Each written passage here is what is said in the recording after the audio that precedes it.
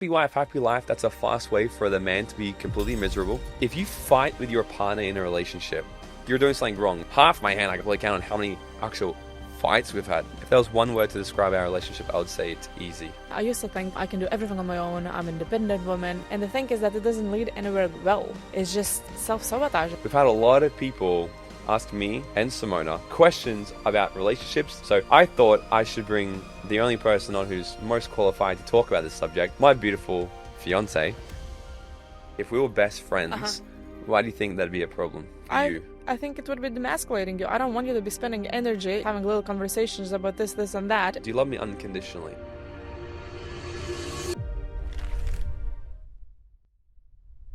What's up, Dream Nation? In this episode, I bring you a very, very special guest. And this is the first time we've ever had this guest specifically on the show, and the first time we've ever done something like this. So please, I want to help you. I want to help actually welcome and introduce Miss Simona, soon to be Nelson, to the podcast. First time ever Dream Out Loud podcast. Welcome.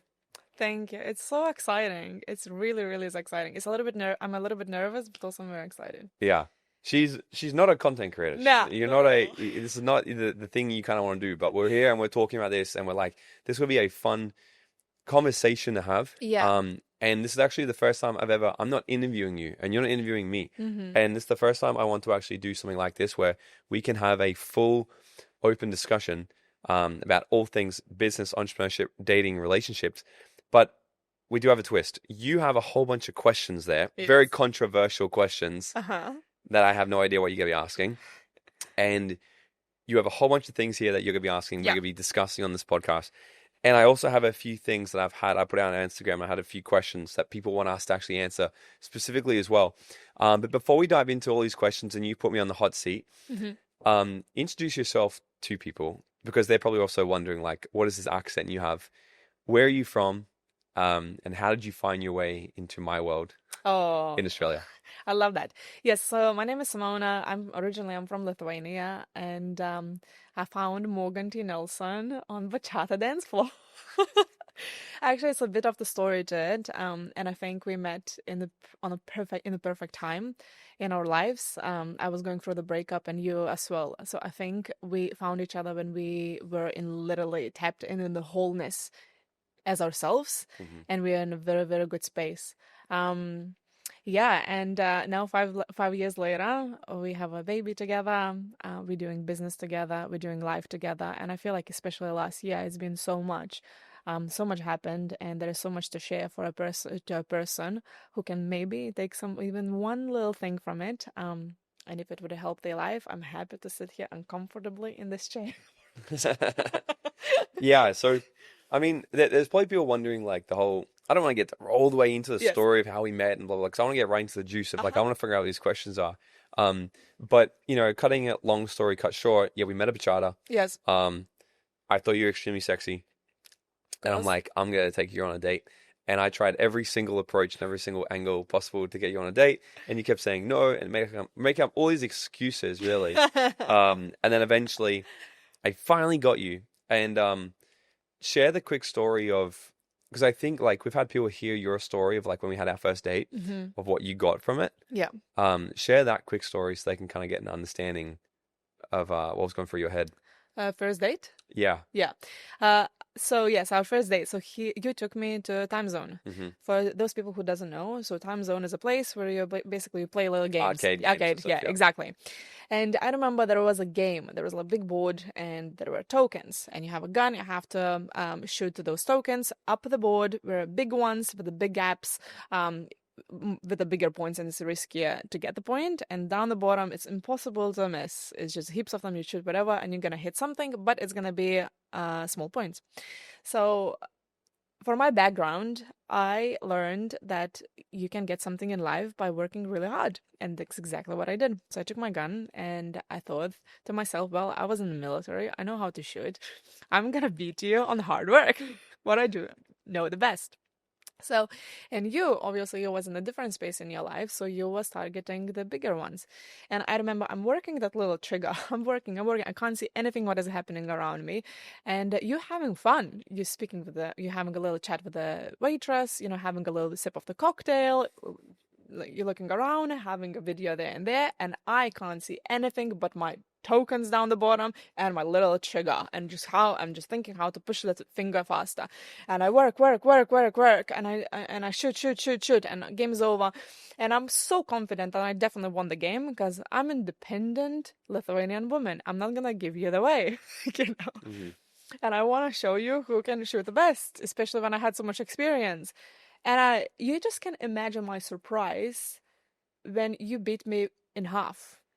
And I remember, double. And I remember just thinking to myself, I didn't say anything to you back then, but I remember just thinking to myself, oh my God, I was playing small in life. I always used to play small and target the small points in my life instead of looking for a big goals. So you're aiming for the ones that you knew you could hit. Exactly. Where I was going for ones I didn't know I could hit, but yes. if I did hit it, I would win big. Yes, and I remember that was the point where I guess discovered how attracted I am to that trait you have. The drive in life, the different thinking, just thinking outside the box. Mm-hmm. Yeah, seeing you when you're on a mission is just so attractive to me. Mm-hmm. Yeah, and I just wanted to do everything to support. What else makes you attractive? Oh. Okay, so let's get into some of these questions then, because I want to get that just because there's gonna be a bunch of people who see this and they know you. But actually, this is the first time we've ever even publicly put anything out there as well. We've been dating 5 years. You kind of been like this Lithuanian spy in my life to the background, kind of. So, but now they kind of have an understanding of how you came into my world and all this. But so let's I want to hear these questions. Mm-hmm. Let's get straight into this because, and also I'm not a relationship coach. This is what I say to people. Like at our Dreamland Method, we have a whole day that's on relationships. It's a relationship day. Most of it's spent on the relationship with yourself because that is the most important relationship. But there's also a big section with relationships with other people. And I always say, I'm not a relationship coach. Yes. At all. I'm a 32-year-old dude. I have a lot to learn in life still. However, what I'm an expert at is understanding people. And it just so happens that who you're in a relationship with is another person. I understand a lot of human behavior, human influence, and leadership specifically. And leadership is always about leading people, obviously, right? So leading yourself, leading other people, knowing how to influence, and essentially, what's the right word? Conflict resolution, essentially, is leadership. Yes. And it's one of the biggest things. So just a quick disclaimer. I'm not a relationship coach. What I'm going to be sharing is a lot of my own advice. It just so happens that my opinions and my advice has worked really well in my life. Yes, that's very true. Yeah. And a lot of people, especially before our podcast, I remember I spoke with a couple couples, and people think that arguing is normal. And that's what actually motivated me to jump on this podcast. Because if you argue, I don't think it's normal at all. I don't think it's normal. You missed already at least 5 steps if you reach the argument. And I never thought how different we're doing life until I learned how many people actually fight and argue. Yeah. Actually fight and argue. So this is my controversial take on relationships, that if you fight with your partner in a relationship, you are already holding a red flag. Like you're doing something wrong. Because how I see it is this: if you're having a fight, an argument, and even a screaming match, like you said, you've missed several red flags already. Like when I scuba diving is a dangerous sport. Sure. Only if you're an idiot though. Because if you die scuba diving, it's because you missed many signs along the way. You didn't check your tank properly. You didn't look at your air regulation properly. You didn't, when things were getting on the red bar, you didn't start making your way back up to the surface. You try to push it too far and then you got yourself into trouble. If you're fighting with your partner, it's the exact same thing. Yes. If it gets to the point where we're having to yell at each other and have an argument, we have swept shit under the rug for far too long. Yeah. And that's actually the problem. And way too much. Like I remember my mum even said to me one time, she's like, fighting in a relationship is very normal. I'm like, no. That's horrible. Like, I don't want to, that shouldn't be normal. It might happen, but I could honestly count maybe on one hand. Half my hand, I could probably count on how many actual fights we've had. Yes. I don't think we do it. No, not really. It's like, it's also like, but it's a boundary. I remember coming into this relationship, even with my ex, and my ex is a very difficult human. We still didn't even fight. We didn't fight because it's just not it's like my intention already. It's like I'm not going to play that game. I'm not going to play that game. We may have several disagreements, yes, but we're never going to fight. Yeah. I think that's the sign of two people not being emotionally Yeah. mature. Exactly. And you know, life is like an onion. Obviously, you can do as much self-development as you want, and you can have all the tools about the relationship, but still, sometimes it happens. But at least now you have the tools in your hand. Like, okay, I know why it happened. I know how we reached that point, and why, and what type of red flags we missed. And also, everything is about the energy. I don't want to be spending my energy fighting. That's one of number one things. And speaking about the energy, my best friend's mom, actually, she said a sentence that I really, really loved. They've been in a marriage for such a long time, and we asked her, like, what is the secret for being in a marriage for so many years? And what she said, because everything is about everything is the energy. You would agree with that, right? So why would you spend energy internally fighting At each other if you can take that energy towards your future, towards your goal, towards your mission, direction? So I would rather have a good mission in life and go towards our actual goals in life instead of like arguing about small little things, what is not impactful and not useful. And also, like, we would only ever argue when you think you were right. So, like, when we just understand that I'm always right, things go well. Anyway. And that's why, my dear woman is the neck of the relationship. So where we will turn that man, that's what he will see. Let him think that. But there's something I was gonna say with I heard Tom Bilyeu, and I've told you about Tom and Lisa Bilyeu before. They run the Impact Theory podcast. Yes. I think they're amazing, and I heard Tom say one time, he's like that they, and I think we kind of do this actually, and we discussed this the other day actually, because he goes, so they both built $1 billion company, and what they had to understand quickly on.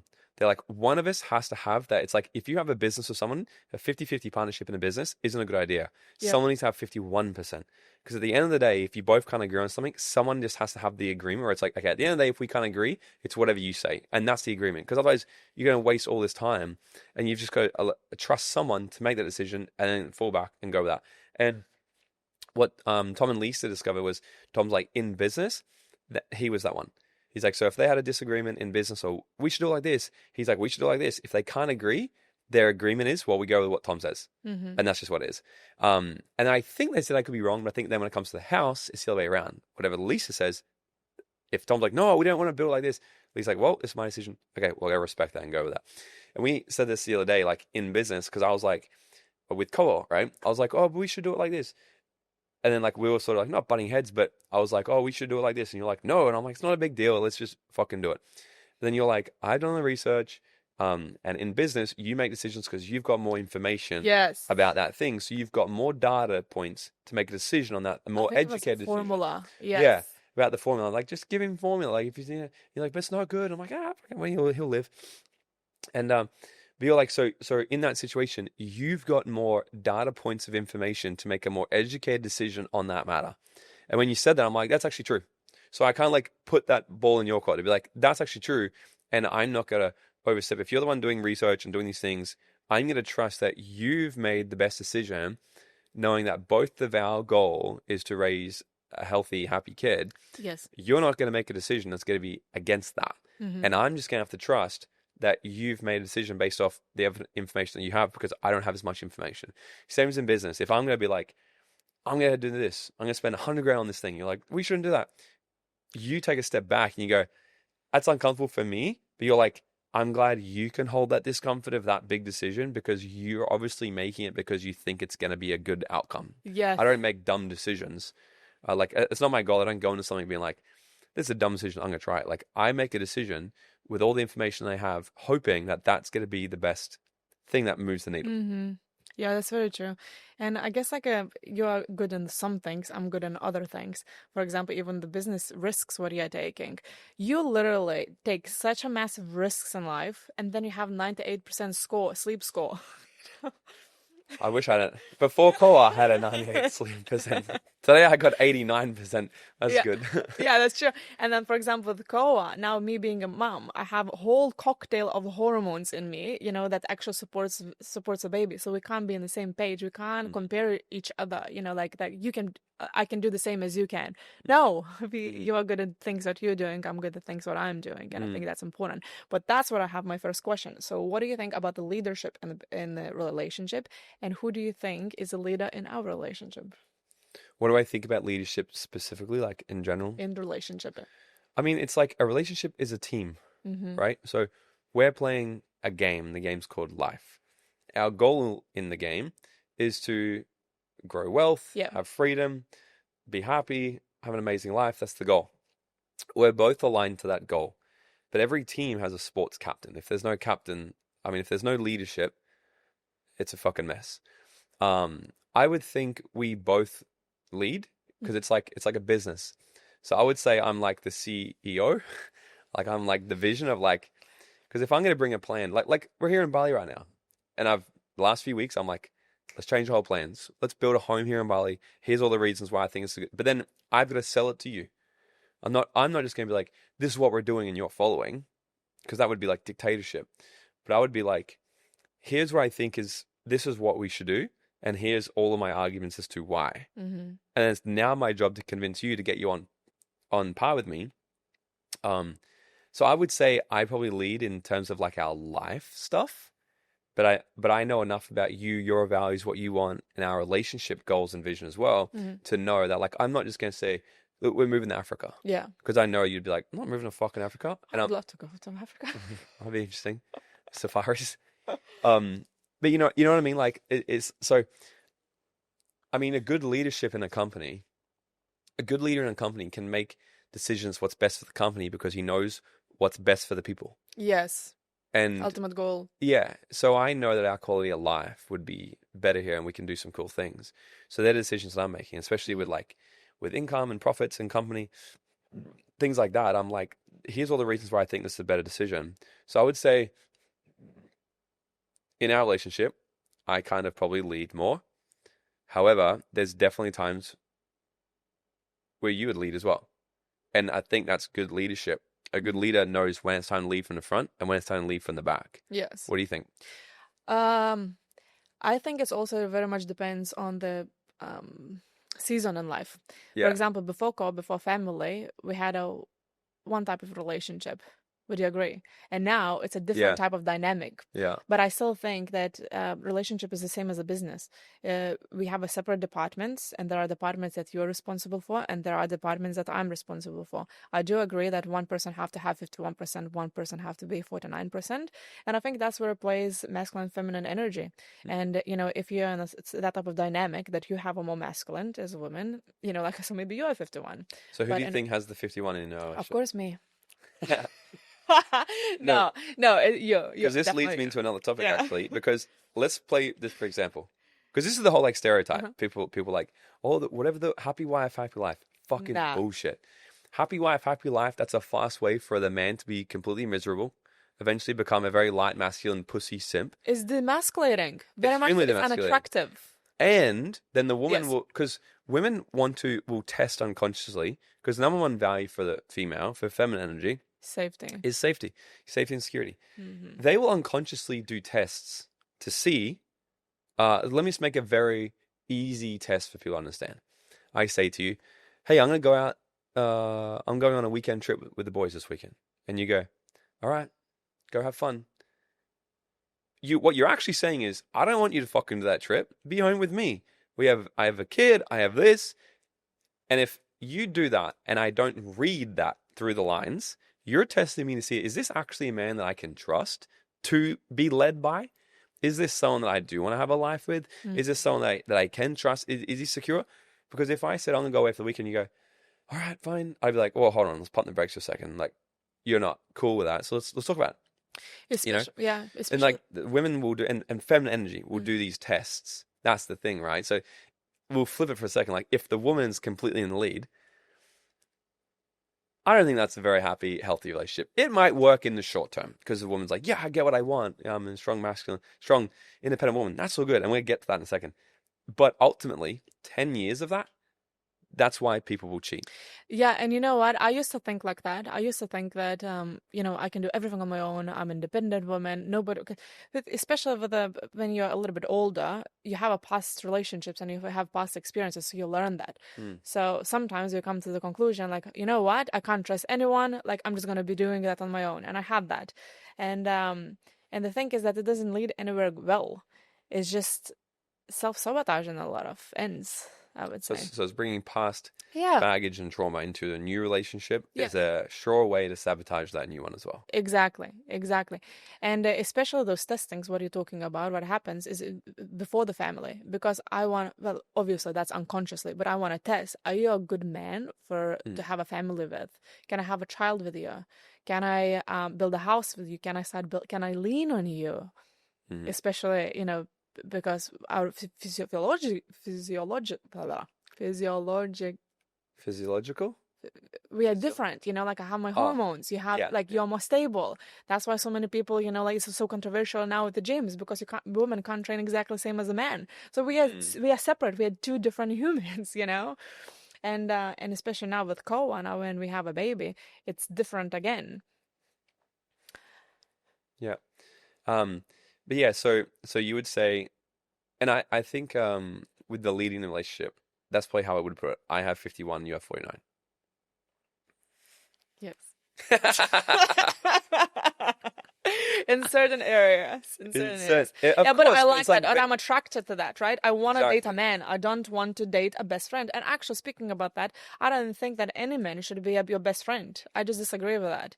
I think how your partner should be your best friend. No, I don't think that at all. I think you have your partner to build a life together, and then you have a friends, like that you can nag with, or you can have a coffee with, or you can, I don't know, like just, like talk about a gossip or whatever. If you do that. So why is that a problem? Why do you think, like, if we were best friends, why do you think that'd be a problem for you? I think it would be demasculating you. I don't want you to be spending energy, sitting here 2 hours having little conversations about this, and that, especially the way how women processing problems in life. I need to talk about it, So imagine if we are just gossiping together instead of you going and building life and making decisions in life for our life. So hold on. So if we're doing both, if we both stuck in that little, conversation, so who is building our life? Who I can lean on? Yeah, because this is the thing, right? Because also women will take on, they're more emotional. Yes. So if I bring you my problems, you'll take them on as your weight as well. Yes. So what I want to make sure you've already got enough problems. I want to make sure that you're focusing on the right things. Yeah. Like, so I don't want to bring this is why like men's groups and stuff are great, because men can go get around other men and chat about, here's a shit that's on my chest, I just want to chat about with other dudes, have a chat, it's the outage. And then they go home, they be a present dad, partner, and all this.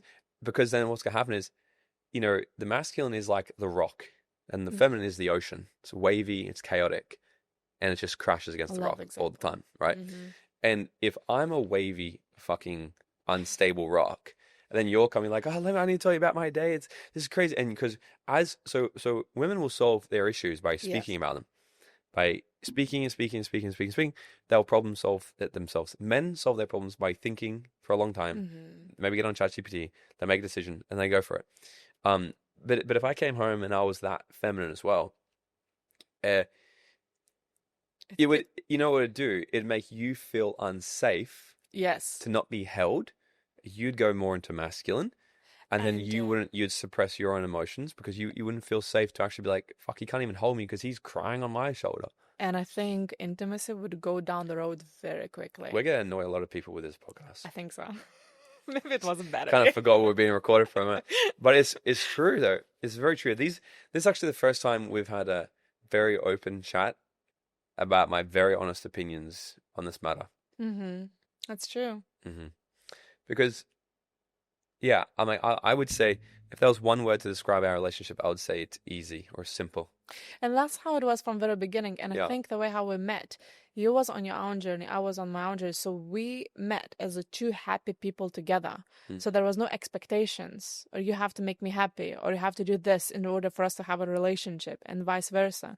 You had your things, what you like to do. I had, like, for example, I'm creative. I like to paint sometimes, I like to ride horses. I like to, I love a hike. You don't like these things, Hate it. but you like to, yeah, but you love to go play golf, and you like to, I don't know, skydive and work, a lot of work. Love it. Yeah, exactly. And it's not wrong. I don't want you to become me. I have friends for that. I have friends that I will be riding horses with. I have friends that we're gonna have a nice picnic with. I have friends that I can go and complain if something happened in my life. And then I have you to have the energy to build our future together. Life with. Exactly. Yeah, I think this is so important, because people get into a relationship, and women will do this a lot. I don't know if you've done this in the past. You haven't tried to do it with me, which is good. But women will do this a lot. They'll get into a relationship and they'll try like polish a turd. Oh, yes. Yeah, of course Right? I've done it. That was my biggest lesson from him. Yeah, from your last one. Yeah, it's like, oh, you have so much potential. If you just change, you can it's like he will change. He'll change. And the reality is he probably won't. If he does because he thinks you want him to change. Yes. But now he didn't change because he wants to, and essentially you've built a little bitch, essentially. Exactly. And then there's the thing. It's like if he did change into the person you want him to, you just proved to yourself that he's not a strong, grounded person. That's someone who knows what he wants in life. So therefore, he's not the person that you can feel trusted to be led by. And it's just a downward spiral. And subconsciously, you know that. So you're always going to be scared. You're always going to be in fear, and you always will be testing that man. Did it actually stick? Did it work? Or it didn't? But I love that because, we've talked about that because even when I've coached people before and through relationship issues, I'm like, you don't have a problem, because I remember this one person, they kept wanting to like tension in their relationship all the time. And I'm like, what's the main issue here? And it was, well, I want him to want to do things with me all the time. Like, I want to go on hikes. I want to do this stuff. I want to do fun stuff. I'm like, okay. And why he doesn't want to do that? No. I have a solution. Go on the fucking hike without him then. But I want him to come with me. He doesn't want to. Exactly. What does he want to do? He wants to play golf. Let him play golf then. Let him play golf. You go on a hike. Because here's the thing. You don't have a misalignment with the relationship. You have a misalignment in values. So what I value in life: love, wealth, fun, health. They're my top 4. Do you know what your highest values are? Yes. That's I think it's changing now with Koa, because now I definitely have a family, growth, and success. Well, family's my value. Maybe it's love then. Love, and what? Growth. Love, growth, and success. And success. Yeah, absolutely.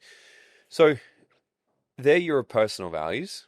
Okay, so let's say so for me, fun is very high for me, which is obviously like I like to do a lot of adventure stuff, and I don't know if you've noticed, I like, let's do this, and you're kind of like, I just want to. You kind of more like, I just want to be at home, or not at home, but sometimes if I'm like, let's go do this, let's go out to salsa, like, I don't want to, because for me, I'm like, I like that stuff, which is sometimes I'll just go do those things myself, and I'm not my decision of joy in life isn't, does Simona want to do this with me? Sure, I'd like you to do more stuff with me, but I don't need you to. Exactly. Because what I need you to do is be okay with me doing what I want to do. And come back to the happy Because then when I come back, you're happy because you got your values met. Exactly. So the same thing is, if like we just done we didn't do a hike, actually. I got my way, didn't I? We were going to do a hike for New Year's. On New Year's Day, we're going to hike this mountain here in Bali. And I said, fuck that. I'm not doing a hike, because you have to get up at 2:00 in the morning, and it's the most I've done it before, and I hated it. So I said, let's do the mountain, but I'm gonna get a car to take us to the top. I got it, and we all done that, and it was good. But there's been times where, like, if you're like, I want to go do arts and crafts, I would rather snap the brush and stab it in my eyes. It's just not fun for me. But sometimes, because as leadership as well, as a leader, you've got to develop range. So you can't just always do things that you love to do. Sometimes it's about doing things that you're uncomfortable doing as well. Last time we were in Bali, I'd done horse riding with you. Yeah. And I was like, I've never done it. Let me just give it a go. And it was fun. It was cool. I liked it. But then this time, I'm like, you just go with your friend. I'm very okay to not go this time. Because it's just not, I don't wake up going, I want to ride horses. I'm like, I've done it once. The adventure of the first few times was fun for me. It's not enjoyable. So what it is you have your values. And if you're doing things that are important for you, you're happy. If I'm doing things that are important for me, I'm happy. But then what's important is we come together and we have our values met in our relationship. Love that. Yes. So I'm pretty sure we have talked about this, but I can't remember. So this is funny. But in a context of so for people wanting to discover this, we can do this right now. Mm-hmm. So you ask yourself the question, in the context of a relationship, what's most important to you? Communication. Mhm. I think healthy communication is very important. What else?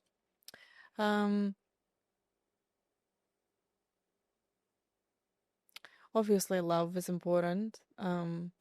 It's important to have the same goal or move towards the same goal. Mhm.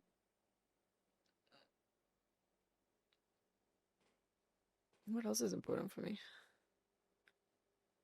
So connection. Oh, communication. Sorry. Yeah, sorry. Yes, of course. Connection is very important. Communication is very important. It's very important to have the same goal. It's very So like important. for me, alignment. Alignment, Yeah. yes, in life. It also is very important for me to be in the same self-development stage, or at least have the relationship with a growth-minded person. Because if it's okay to be in the different chapters in life, but if you don't have any desire to grow, then I think it's going to be a very difficult journey to do together. Yeah. Yeah. So for me, I'd probably say, connection, Yes. kindness, Kindness. growth, adventure, and success. They're quite important. So how you sort of problem solve this, for example. So there's one particular person I was helping with this, right? She was like, I want to have adventure and fun. And I'm like, what's important for him? He's like, probably, I don't know, success and hanging with his friends. I'm like, okay, that's not a problem. The problem is you're trying to make him live a life to your fucking values. Exactly. You're the problem. I go, what's important to you in a relationship? And she's like, loyalty, love, connection. I said, cool. And then safety or something like this. Trust. So cool. Do you trust him? Oh, absolutely. Is he loyal? Oh, so loyal. Do you have connection? Oh, yeah. I love it when he gives me back scratches. I'm like, this is why your relationship is amazing. Because you're getting your value, you're getting what is important for you in a relationship from him. Mm-hmm. It's amazing. The problem is you. Stop trying to change him. And Let him do the things that he wants to do. You do the things Yes. and go and get a friend circle that value those same things.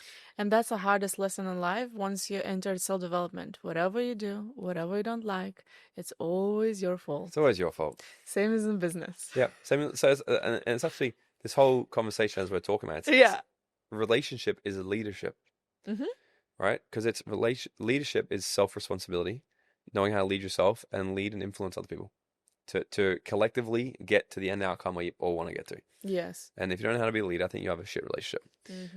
But this has been good though. So we've talked about the 51 to 49, which I think makes so much sense because if you're, I personally think if the masculine's not in the lead, if the masculine's leading, they're 51%, and there's trust and stability there, then they will allow the feminine to go. Because I truly believe, and correct me if I'm wrong here, I truly believe that the feminine wants to be led. The feminine energy doesn't want to go, I'm leading. They don't want to lead from the front. They want to lead from the back, knowing that they can trust who's at the front. And then they are the glue that holds the shit together.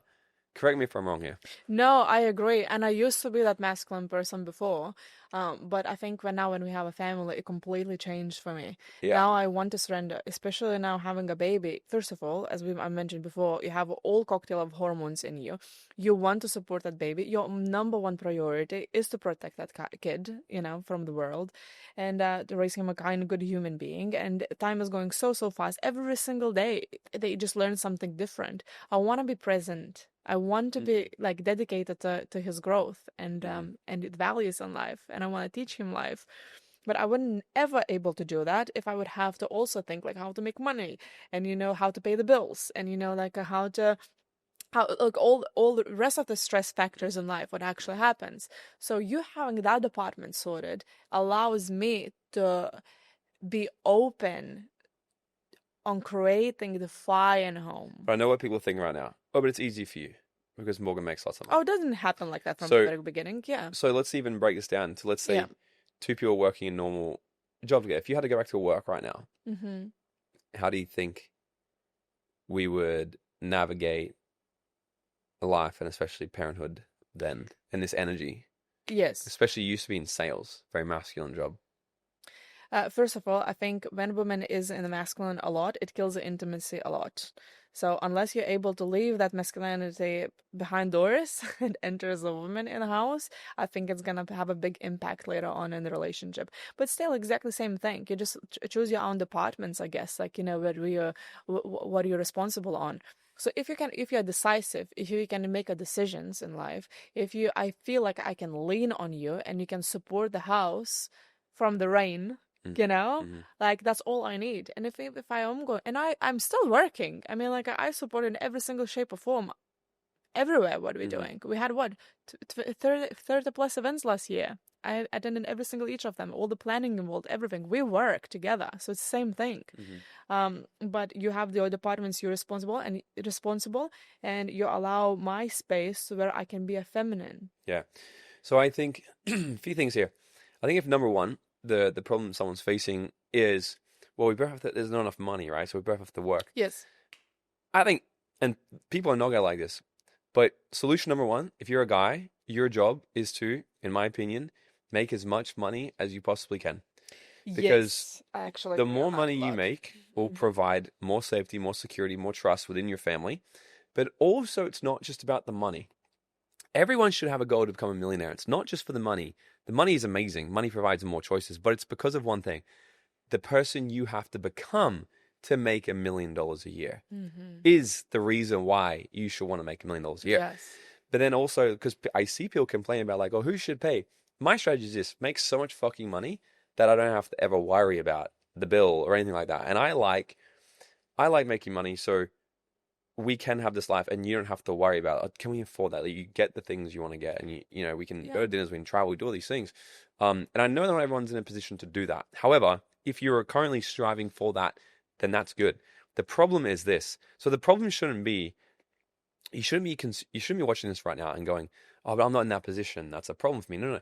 If you are on the pursuit of getting to that place of very financial security and safety, then that's not a problem. That's amazing. Keep going at it. Keep crushing it. The problem is, if you're watching this going, oh, but it's so hard. It's so easy for you to say that because I have to have a job, and you don't have the ambition to change that. That's the fucking problem. So if you're consuming this going like, but our life's so hard, and you don't have a goal in place on how you're going to change that, that's the fucking problem. That's one of the most attractive things about you. I remember when we met, you didn't have much. I didn't have much. Yeah, I burned my last business to the ground, and I was taking a whole year off. Yeah, I was that's true. I was jet skiing every day and just chilling. You was just burning money. And myself, I think I was at a reception job at that point. Yep. Yeah, so I wasn't very low, and I was going for the breakup. I literally had no savings, nothing. But I remember one thing that I was very attracted was your mindset. Your mindset that about thinking bigger in life, because every single person can make excuses why I can't do it, why it's hard, why I'm not meant to do that. But thinking instead like, okay, but how I can get that done, that's different. And I think that was just like fresh air to me. It was like a cucumber water. Cucumber water. Yes, that's fresh. Okay. Very cool. I love it. But yeah, I think so I'll just play devil's advocate for a second. So if we both had to work, we both had a job, and because we just gave a whole example of like what it's like for us, and I know that on some level it can be a little bit unrelatable now. So, but this is what I would do if I had a job and you had a job and we had a race car. I would literally go into a season of more work. I would go into a season of more work to make more money. Because obviously we'd have to put him in some type of daycare or something like that. And I would look at, you know, the law of income. Like, anyone can make as much money as they want if they understand the law of income. The law of income is you'll get paid in direct proportion to the need for what you do, your ability to do it, and the difficulty it is in replacing you. So if you want to make more money, go and become irreplaceable. Get another certification. Level up somehow. Like, if you're working in a factory and you're packing boxes, go and learn how to drive a forklift and go back and say, hey, I can now drive a forklift. I'm harder to replace now. I have more skills. Make yourself more valuable to the marketplace. So I'd go into a season of trying to make more money. Even if I had to drive fucking Uber, I would do that. I just want to stop you for a second, and that's exactly what I was attracted at. Oh, that thinking. Stop looking at me like that on the show right now. We have to take a time out. Maybe we start OnlyFans creation here or something. Do you guys see? It's not blaming life, but it's literally creating a different opportunities or different possibilities in life. That's what. Yeah, because that's the thing. I look at life. Life is the game. Great. That's the board. How can I move the pieces on this board? Yes. To work in my favor. That's what I'm fucking do. I'm not gonna. I'm playing the game, but here's the problem. I know I'm playing the game. Everyone in life is playing the game, but they think that they're not. They think they're on the sidelines. So they think they're on the sidelines, and they're booing from the sidelines, and they're throwing their opinion in, and they think that they're not playing. But the reality is they are fucking playing. They just won't realize until they're dying that, fuck, I have been in this game my whole life, and I thought that it was outside of my control. It's inside your control. But the moment you realize you're in the game, you can wake up and start playing in the way that you want as well. And that's kind of how I'd look at it. So I would try to make as much money as I can. I would try to look at how can we decrease how many hours you're doing, if that's possible. Because I've even said this before, when you're pregnant, my paranoia went through the roof. Like, we'd be walking on the street when you're pregnant, I'd be like super aware, like I could kill someone if they were to threaten you, right? And then it's funny, when you gave birth to Koa, I would have thought that I would be like so protective of him, but it's actually the other way around. Like with him, I'm kind of like, yeah, you'll be right. Like I'm like, yeah, you'll figure it out. Like you'll fall over and like, it's all right, mate. But with you, it's like, so I feel like my job is to protect you. Your job is to protect him. So I know that if I create a space where you feel safe in, you can actually give him the best life. And I don't know if that's right or wrong. That's just how I feel in my body. 100%. So it's a teamwork. Yeah. So I would try to make as much money as I can and try to reduce your hours, but then I would create the roles, and I'd be like, okay, because I want to try to take as much decision making off your head. I would say all the financial decisions I'm going to make. Okay. So let's put all of our money into one account. I'm going to make all of our financial decisions. Like here's how we're budgeting, blah, blah, blah, blah, blah. I want you, when you're at home, to be focused solely on loving him, caring him, making sure he's amazing, making sure that you know, we're having our lives working. And at least one day a week, I'd make sure that we have at least one day a week where we're fully present as a family. And would educate him in a way that's like, even if I spend the next 5 years working a lot, like let's say if he never even saw me because I'm working 14 hours a day to provide for the family, and he never even saw me except one day a week, I would make sure we educated him in a way where he really understood that Dad works so hard to make money to provide for us so we can have this safe, amazing life. But on that one day a week that we had, I would make sure that it all made up on that day. Does that make sense? Yeah. Like we'd have an amazing family day and it'd be awesome, and we'd spoil him and we'd do these things. That's how I would do it if we both had to work right now. And that obviously... And not have a business. That's what I'm saying. Like if we had 9 to 5s, like big 9 to 5s, I'd try to reduce your hours. I'd try to work more. And obviously that's a temporary plan, you know, like it ticks the box until certain chapter, and then you're going back to the drawing board and like, okay, it's not a forever thing at all. Like I'd put I'm like 3-year goal to make sure like I can suffer for 3 years, but at the end of 3 years, there's something's going to change. So I'd probably work a job and then build a business on the side. I'd be building a business. Yeah. So I'd do my 9 to 5, and then from 5 to 9, 5 to 11 at night, building my business. I'd sleep my 6 hours, 7 hours. I'd do it again. Yeah, and same with the mom. You know, like there's a lot of things that moms can do at home as well. You know, like to add the money, and that's how they can, you know, sort out the finances together as a team. I think I cannot stress enough how important it is to play this life as a team together. So that's our next question. Actually, we haven't even done any yet. Questions. Oh my god! I have a question actually from my head. I want to ask you: do you think love is enough in relationship? Love is enough? Is love enough in relationship? Can you just have a great relationship just by having love? Yes. I think so. Because I think that's the foundation. That's like the bedrock. If you've got that and you've got each other's back and you know you both love each other, you're there for each other. Well, I disagree on that one. Cool. I think there is so much more needed.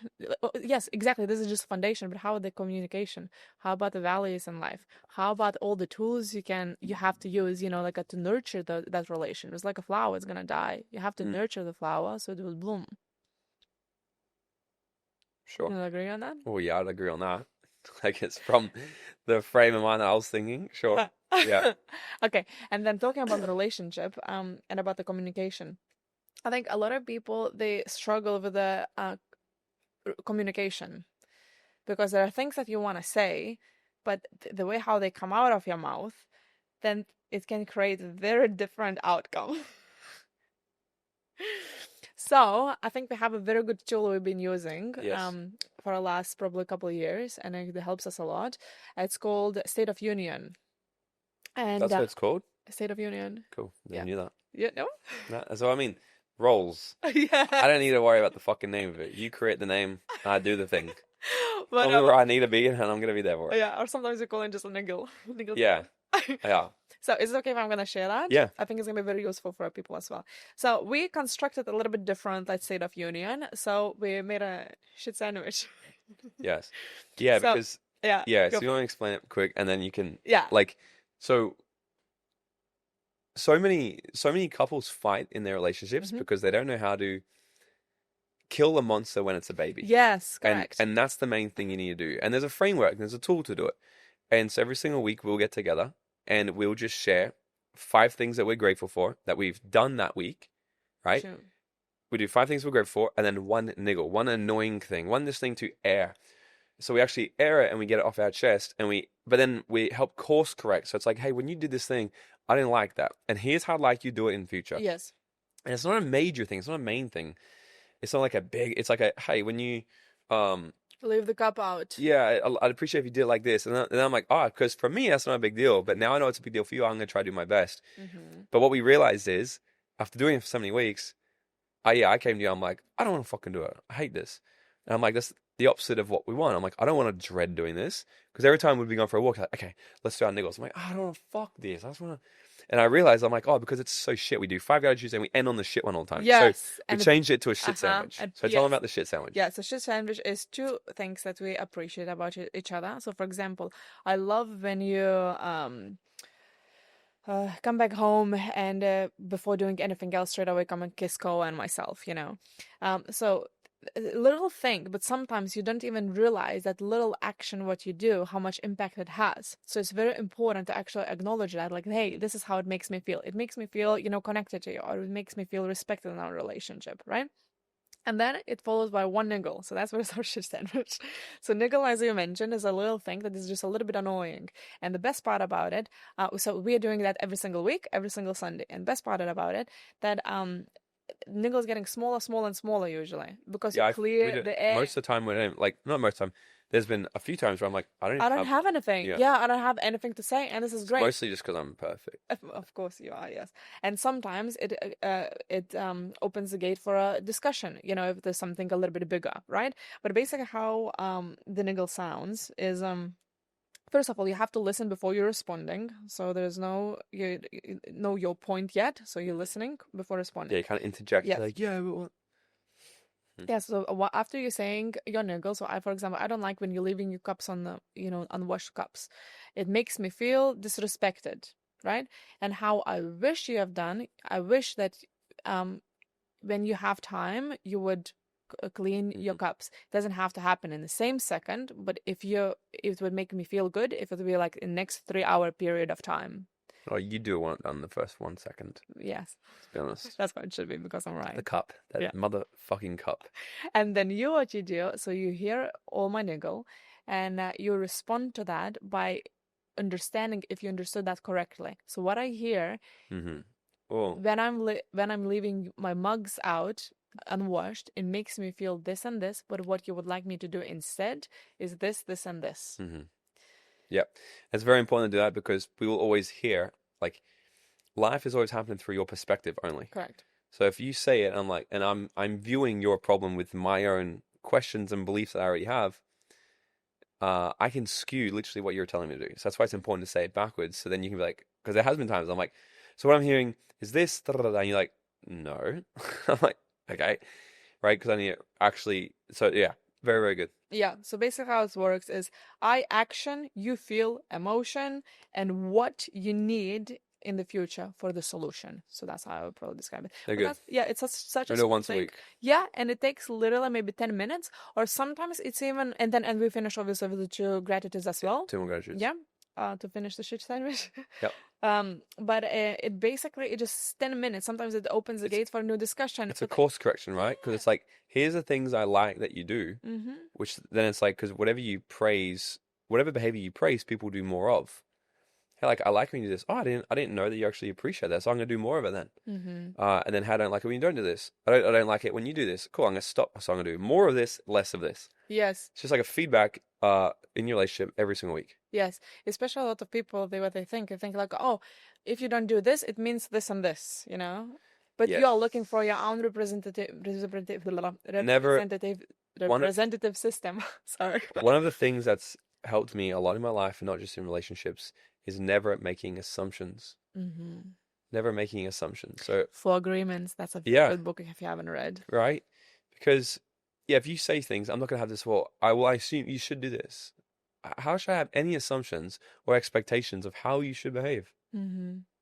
If I put expectations on you, they'll never be met because they're in my head. That's so very true. I remove the expectations. I also have this crazy belief that you don't wake up every day trying to fuck up my life. Like, because some people get in relationships like, well, you do this to me.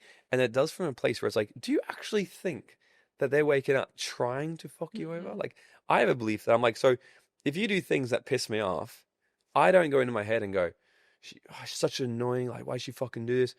I'm like, she wouldn't do that. She wouldn't do that if she knew it pissed me off. And she's not doing it intentionally. Maybe in the I'm rush. like, I'm being curious on the meaning that I'm making in the meantime, like in the moment.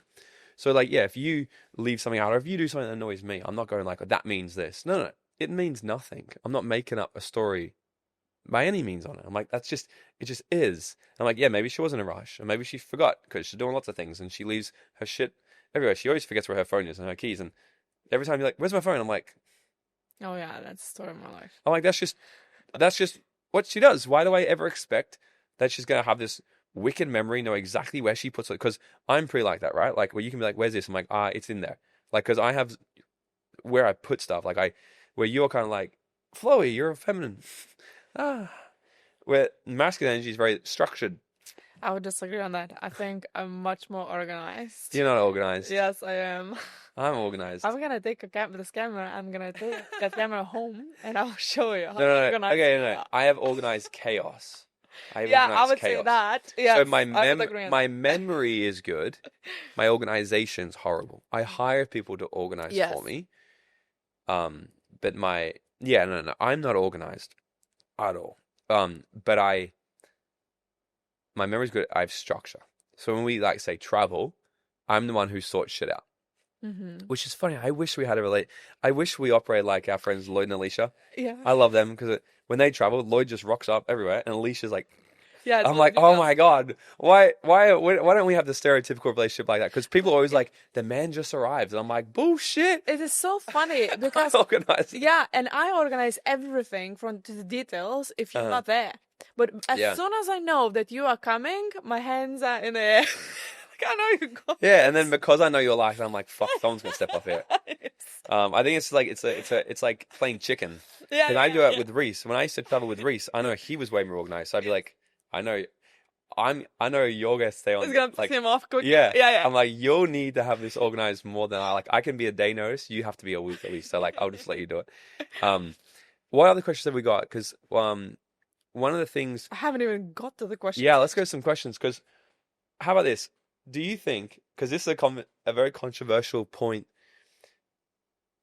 that we discussed a very long time ago, and we kind of laughed about it in the beginning, but we've still never actually gone back on it. And I don't know any other relationship like this. Okay. I forget how it started, but one of us said to each other one day, like, do you love me unconditionally? Oh, yes. So, no. So let me ask, do you love me unconditionally? No. You don't love me unconditionally. No. Which is very funny, right? Do you? I don't love you unconditionally. Oh.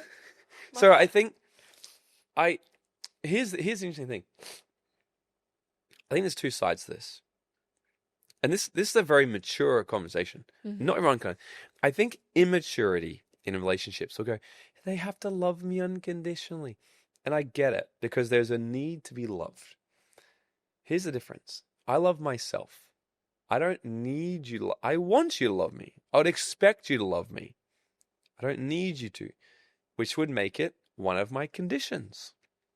If I'm in a relationship with you, why we have a conditional relationship is because, let's say if one day you do love me unconditionally. This way it's, would you say I do love you unconditionally? Do you think I give you unconditional love? Yes. Yes. And I would say you give me unconditional love.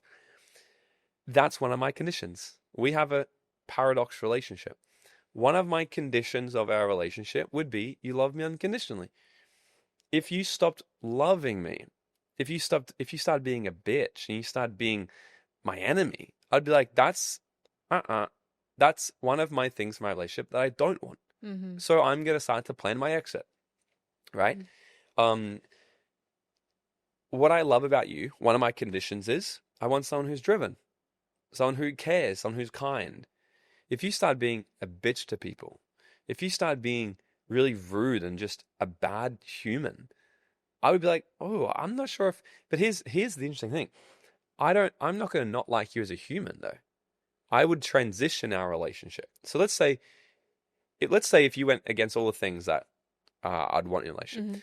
If you started taking drugs all the time, if you became an alcoholic, if you weren't working on your health and yourself, you weren't driven anymore, you're just being a victim and negative, I'd be like, whoa, these are all my conditions of the relationship that I want to have. So I would start to go, okay, I don't want to be in this relationship, this romantic life partnership with you anymore. But I still love you as a human. I can still unconditionally love you and support you in that. So part of it would be like, this partnership, that's not what I want, because I have to put myself first. I don't want that anymore. So let's just say we fast forward, it's not going to work out, and we've separated now. I wouldn't kick you out of my life.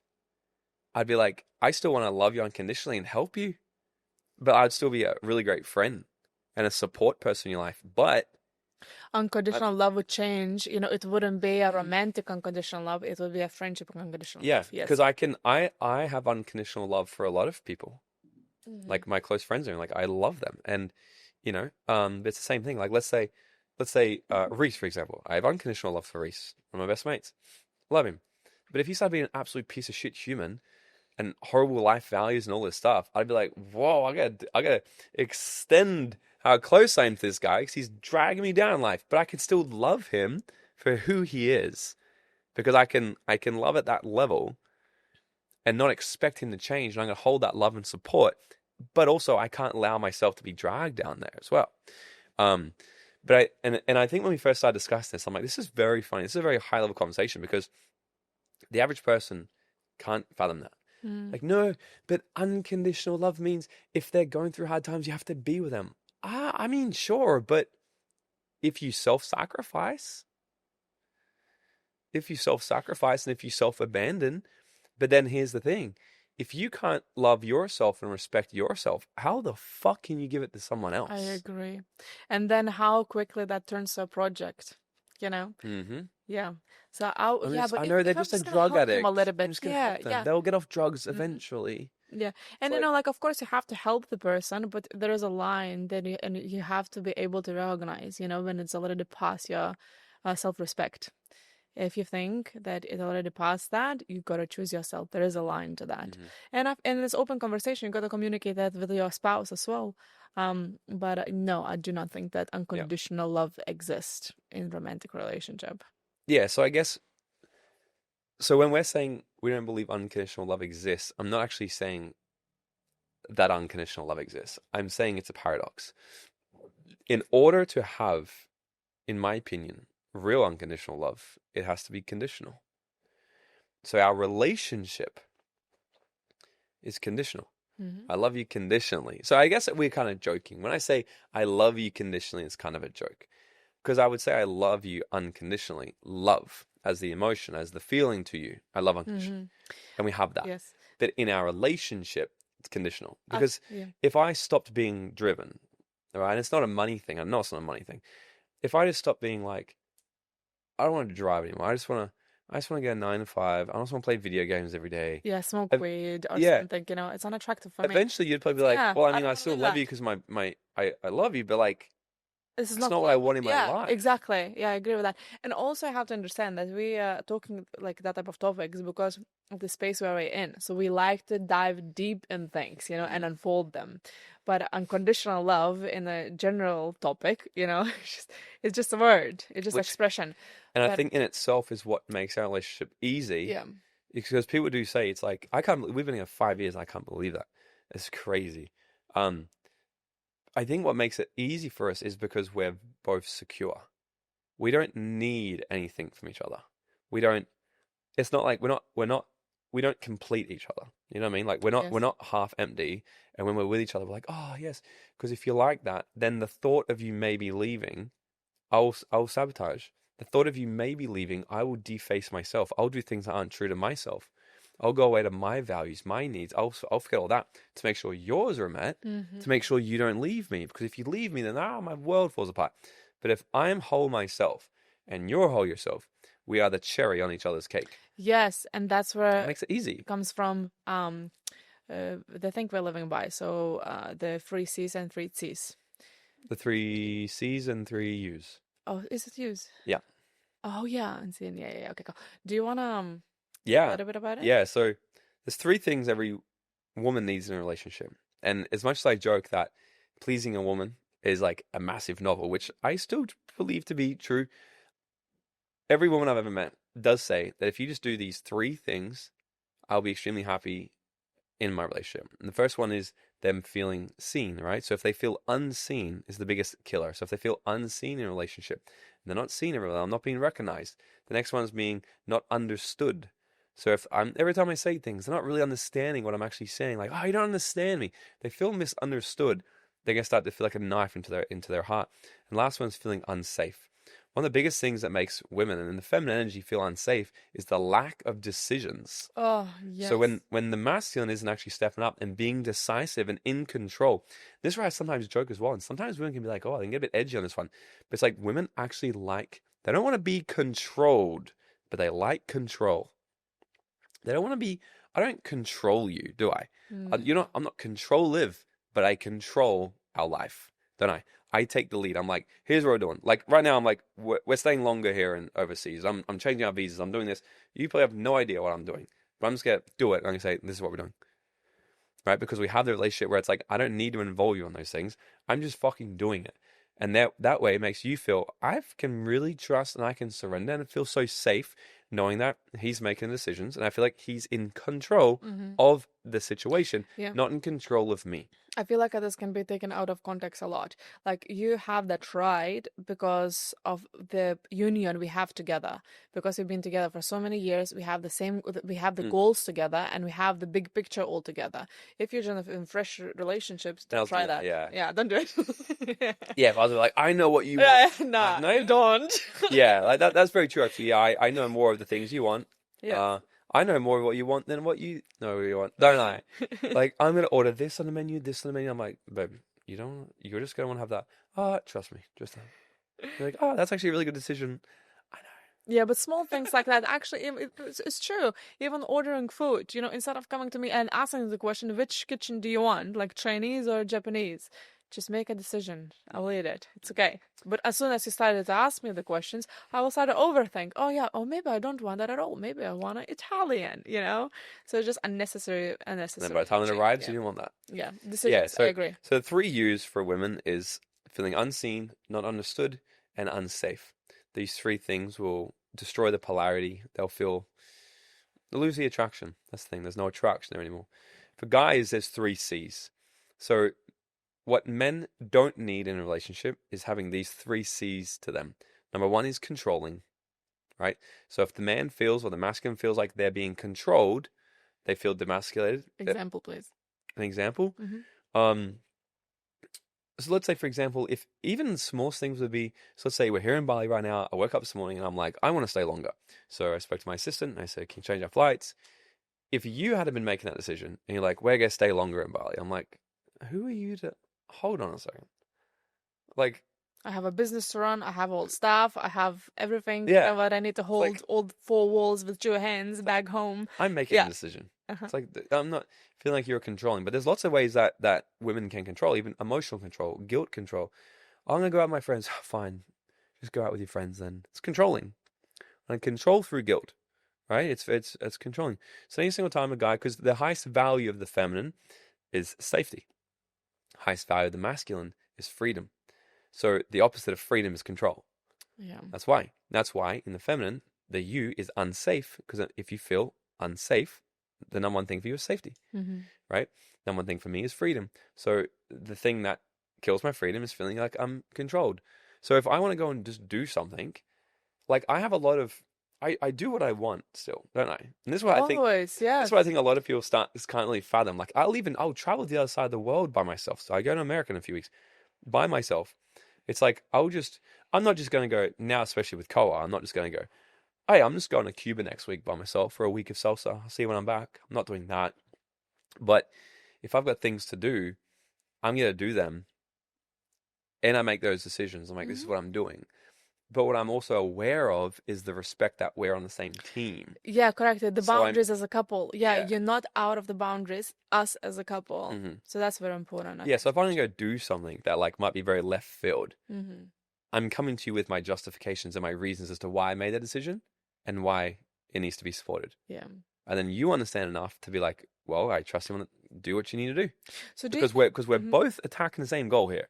So like, do you have an example at all? Has there been a decision I've made where you couldn't see through the mud, but I could, and you just had to let the reins go?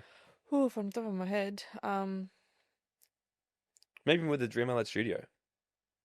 Yes, that was a big I one. was like, I'm signing a lease on a massive fucking building. And you're like, and I'm like, I'm doing it. It's going to be fine. You're like, how? Yeah, and you said, like, we're opening that in 2 weeks.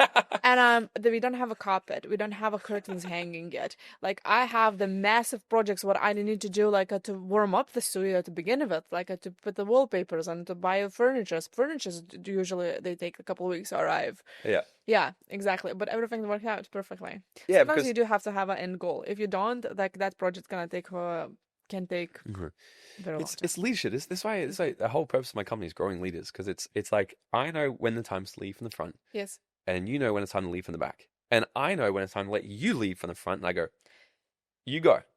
And then like if you're doing things and you're just I'm like, cool, how can I help here? I'm not coming to intervene here. I'm not, I'm here to support. I'm gonna step back. So control is number one. Next one is criticized. So any obviously criticism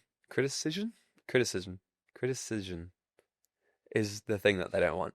So because here's the thing, I'm not sure really why Criticism. If I were to come down to why it's so important, it's because when guys are around guys, that's all they do. They take the piss out of each other all day long. They want to be able to come home to their woman, to their partner, and this also goes same with gay relationships. Some of our best friends are gay. It's just feminine, masculine. That's what it is. Yeah. Yeah.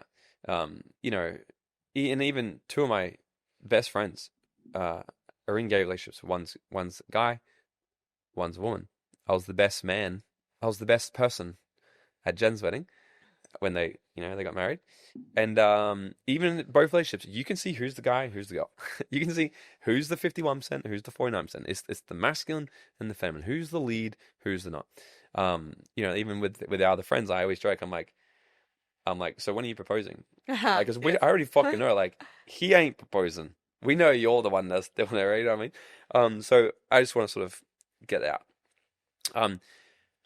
When you come home to your partner, you want to be held, you want to be loved, right? That's the main thing. It's like, so if I come home to you, the last thing I already beat myself up enough. I'm already getting attacked all day long. I already have complaints all day long. I'm already dealing with bullshit. If I come home to you and you're like, oh, why don't you just do it like this then? I'm like, fuck off. How would it make you feel?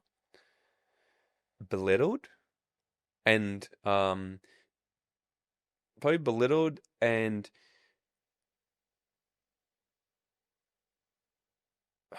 first thing I want to say is like not good or like not good enough or something like that. Disrespected? Yeah, remember that because I would feel like you don't trust me. Disrespected is the main one. I'd feel disrespected because I'm like, you don't trust, like, I'd just be like, shut up. That's what I want to say. Like, just shut your mouth.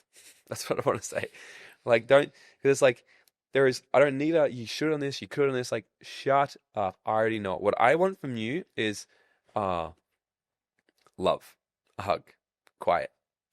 Knowing that it's already happening in my mind, your role is to be like, just actually love, give praise, listen, And be a shoulder, bring a cup of water, maybe make dinner. Everything. Say, fuck that. Let's just watch a movie tonight. I'm like, done. That's what I want. That's what I want. All right. So criticism.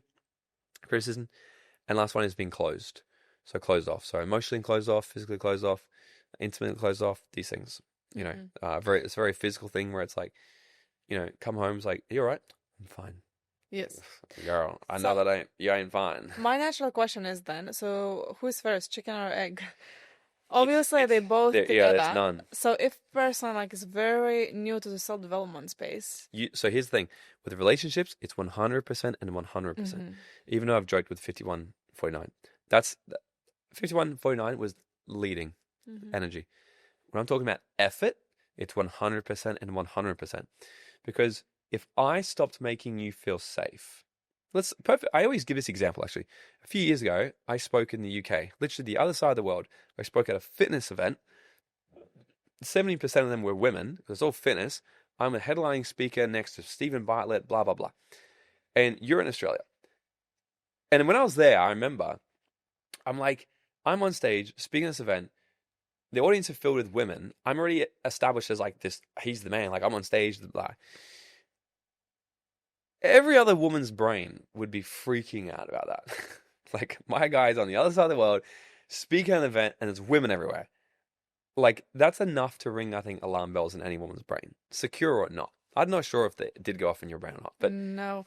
But for me, so when I was there, and there was nothing from you, like, message me when you're back to your hotel room, or make sure you call me at night. Because I got none of that, because my freedom was completely given. You know what I naturally wanted to do was reassure you that it was okay. So I was like, she doesn't even care that I'm messaging her when I go to bed. She's giving me so much autonomy, not giving me, but allowing like this autonomy and trust. So I'm going to reassure her to make her feel safer. So I'm going to be like, let her know, no, I'm so cool. We haven't done this. Anyway, I'm going to bed now. I'll FaceTime her in bed. Okay, I'll see you in the morning. You know, like just to put her mind at ease. So the chicken or the egg, I think it's once you're aware of this, if you just do the thing, it naturally flows back in. So I naturally have freedom. So I want to reassure you that everything's fine. I want to make sure that I understand you, that I see you and all these things. Like I naturally want to do that. But what would happen is if I start to feel controlled by you, it happened in my last relationship. She'd call me, if I was on the other side of the world, she'd call me every half an hour. Just want to know where the fuck I am. I'm like, oh my God, I want to turn my phone off now. Which would make you feel unsafe. Why is he turning his phone off? Because you're annoying me. I have no freedom. Right? So, but I wasn't intentionally doing that. That's what made me, I felt like doing that. Because I was like, oh my God. That's very true. What were you going to say? I forgot. I was I was listening. Just mesmerized. Yeah. By the voice. Hypnotized.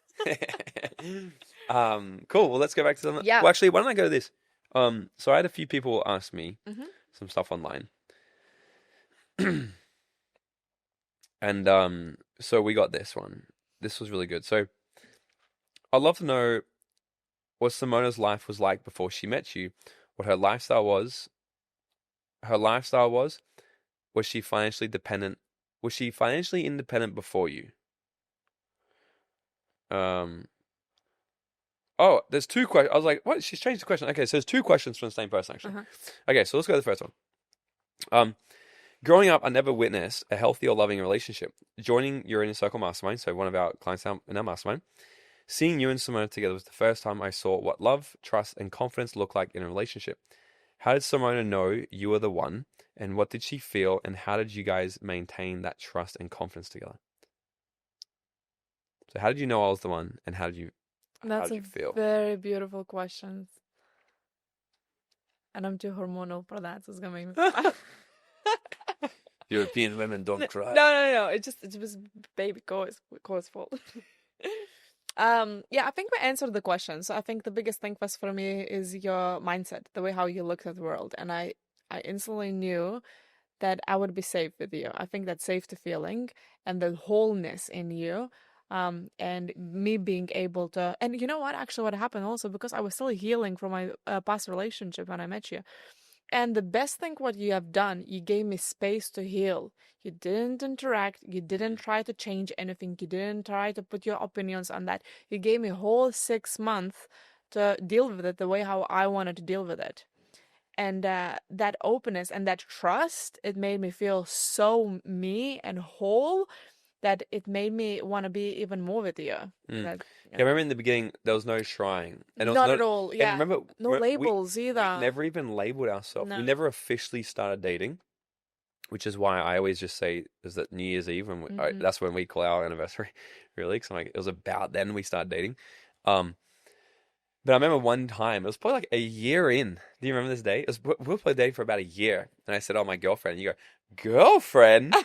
Do you remember that? Oh my God, yeah. Yeah, because we never called each other girlfriend or boyfriend. Because we never labeled it. We were just like, in the beginning, we were really just like going day by day, week by week, date by date. And we're like, we're not meaning it. We're not making it mean anything. We're just enjoying it. Because we're enjoying dating.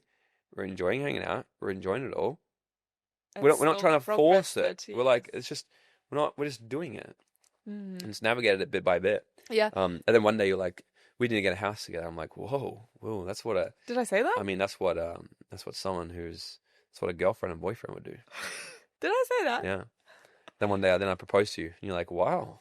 Oh, actually, speaking about proposal, I think that's what, maybe I'm going to answer the question a little bit from a different angle. The day I decided that I want you as my husband is a day of our proposal. Well, good fucking timing. Yeah, but I know. But subconsciously, imagine right? if I had it done the week before when you wanted me to do it. You're like, whoa, I don't know about that. Now I've just been with you for 4 years. That's the game you're playing. You're a risk taker. Yeah. Well, yes, but basically what happened, I was pregnant back then, so Koa was a little blueberry in my belly, and I got really, really sick. So we went to Lapland, and we did skiing, and it was probably like -40. It was extremely, extremely cold. And I got so sick, and I wasn't able to take any medicine for my sickness because I was pregnant. And in general, when you're pregnant, like everything is a danger. Honestly, like it's probably the biggest advice: do not listen to anybody's opinions. And I got so sick, and I'm feeling so bad. And I think I slept for like 24 hours. I had a massive headache, my throat, my temperature was 40. So I was cooking that baby inside of me, and we called the ambulance. And ambulance came. Wait, can we just back up for a second so everyone knows what's going through my head? This was the day I was going to propose. Yes. I had an entire reindeer farm rented in Finland. It was the last day we were in Finland. I didn't miss these opportunities, but she thought I missed opportunities. We did auras together. We did huskies together. We did all these amazing experiences. We thought I was going to propose. But I rented the reindeer farm, and I had these videographers, everything ready. Like, everything was ready for months to organize. And then here I am in the house. I'm like, shit. You have to leave in 2 hours, wasn't it? Yeah. We woke up in the morning. I was like, oh my God, like, we have to go to the hospital. And then in my head, I'm like, I'm calling the ambulance and messaging the lady at the field saying, this is what's happening. I'm going to give you an update by this time if we're going to have to fully cancel this or not. And she's like, okay, let me know. I'm like, okay, we'll figure it out. Then now in my head, I'm like, shit, because I know if I had left, if we had canceled it and went home, I would have had to tell you. Because I was like, shit, what do I do now? I brought her all the way to Europe. I knew she would have been thinking I'm going to propose. I either go home and leave her extremely heartbroken, thinking, why did he not propose? Or I tell her, then she would feel so guilty because she would blame herself like you would. You would blame yourself for ruining the day. And I'm like, cool. Yeah. So what do? Do I break her heart or do I make her feel guilty? Which emotion? That's horrible. It was awful. And also Lapland was a country that it was on my bucket list for over a decade. So it was perfect, you know? Yeah. And to add to your story, you know, it wasn't just a reindeer farm. It was the concept of how much you thought about me to make that all happen. And I remember once I learned that once you proposed, the way how you made the decisions and the way how you prioritized me and was ready to cancel absolutely everything, and I didn't even had one single hint in my mind that you was about to propose to me. And that showed me that you would prioritize myself and our family and our safety of our family over absolutely anything. The calmness in you made me realize that I can lean on you on the hardest moment of my life. No. And I remember that's what I thought. I was, oh my God, he would be a very good husband. I would say yes. And then you proposed that day. Perfect. Yes. Perfect timing. It was a perfect I'm time. glad I wasn't a week before then, because Yeah. oh, let me think about this. Everything happens perfectly, and I think Yeah. that maybe that scenario had to happen, to have that. We have to wrap this up soon. Yeah. But Okay, cool. Ask a let question. me know on this one as well. So, Independence. what was Simona's life like before she met you? Her lifestyle, and was she financially independent before she met you? So financially dependent. So you had a job, you had a pretty good career. You were working in sales, so you were making your own money. Yeah, which I do want to make clear, because people would probably see like, yeah, like you were making literally up until you gave birth to Koa, you were working. Yes. And I kept telling you, I'm like, quit your job. I'm like, just quit. Like, I can support us. And you're like, I'm gonna keep working. So Koa is the decision for you to really go now. So I want people to know that, and they're not just like, oh, you're just dating Morgan. It was, yeah, I think it's worth also to mention that it was very hard self-development journey for me to let go of the control, because I was in control always of my life, financially, physically, everything. And for me to actually to lose that control and surrender a little bit, that was massive. And probably that was my biggest lesson. I think we have to do a round two. I think so. Yeah. I haven't got to the one question. I know. From the So start. let me go here then. So, I'd like to know, because I'm financially independent myself. Yes. I'm financially dependent on my own as a single mum, and I've become aware of this. Though in my mind, I won't be able to attract a successful man who provides and protects until I'm successful. That's interesting. I used to think love was enough, but after having my daughter, I don't want my daughter around a man who cannot provide, protect, and build together. So I'd like to know, Morgan, did you care if Simona was successful or not, because you chose to be with her? Oh, okay.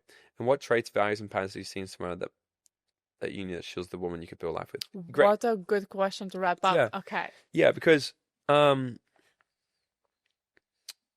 my previous relationship, she was quite ambitious, and so we're both ambitious together, and I didn't like that, because at night time I want to just like unwind and be with my partner, not always have business conversations.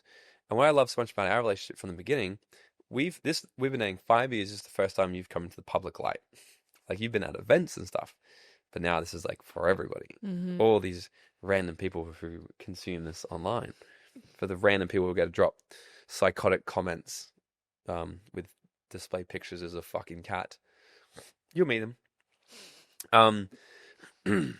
I liked so much that our relationship, because my life's public, everything about my life's public, our relationship is private, and I loved that.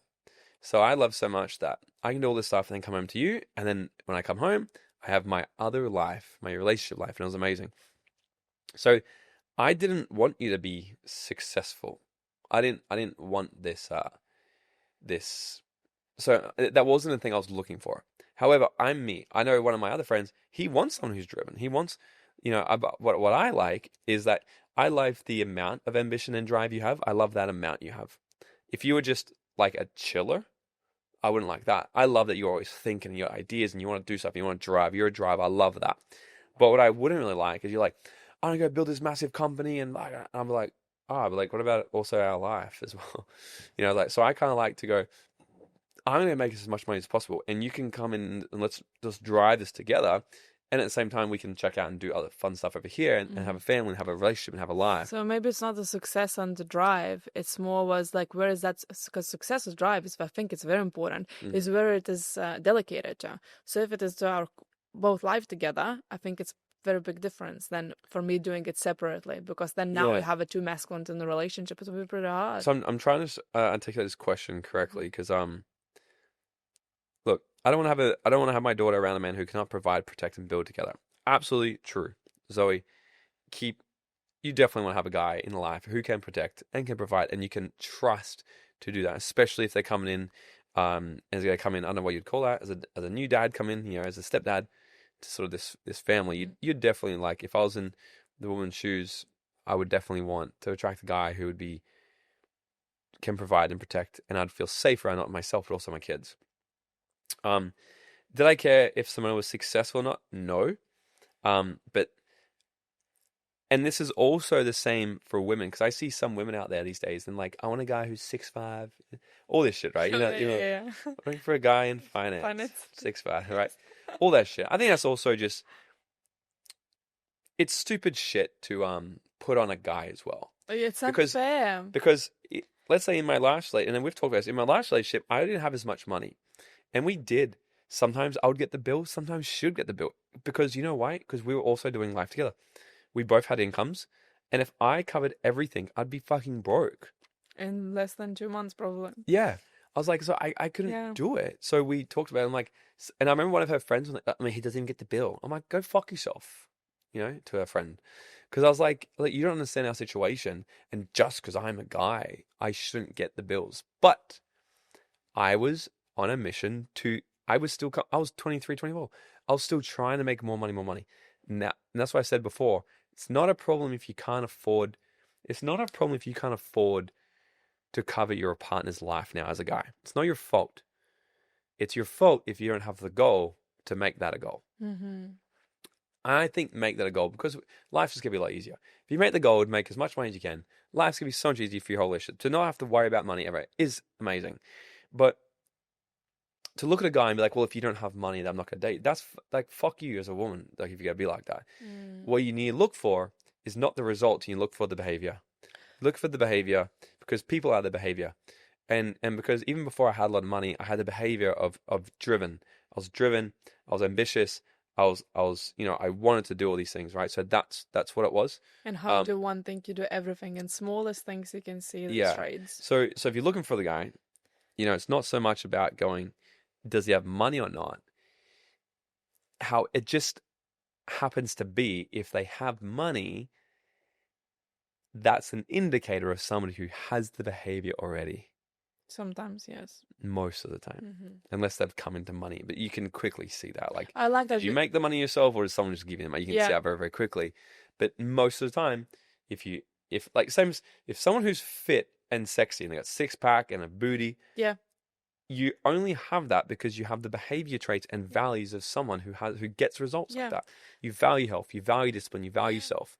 You can't be sexy and fit if you don't value yourself or value health and all these things. You can't be rich if you don't value success, growth, money, business, things as well. So maybe just find the model, like who you actually would find like it would be a good husband, and see what traits they have and what behaviors they have, and look for those.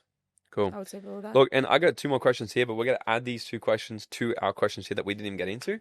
But look, I don't even know if this was valuable for you guys. Please let us know. So here's what we're going to do. Drop a comment below if you'd like to see volume 2 of this. And we can actually do a lot more rapid fire, so questions and a lot more discussions. If you'd like to see this happen again, please let us know in the comments. Drop it below. Or if you're listening to this, send us, tag us on Instagram at Morgan Nelson, tag Simona Benedete. We'll put it in the show notes below. But if you did get value from this and you want to see us again, we are only going to know this if you let us know this, okay? So screenshot this, tag us on Instagram, and send us a DM and actually say, like, please do another episode of this, and maybe we can do one again for you guys. But it's been a lot of fun. But it was heaps of fun. I have a question for you, though, to wrap it up, because I'll ask every single guest the final question. Of course you do. Okay? So if you were to go back to your 18-year-old self and give her 30 seconds of advice, what would that be? Oh, let go of control. That was my biggest lesson of 2025, and I think it's definitely worth a mention. You don't know what you don't know, but I don't think control gonna lead you where you need to be. Control just, I guess it just tightens the opportunities. Like, it's not tight, it's let's say it closes opportunities for that space for creativity in life. So be open, be flexible, and go for it. Amazing.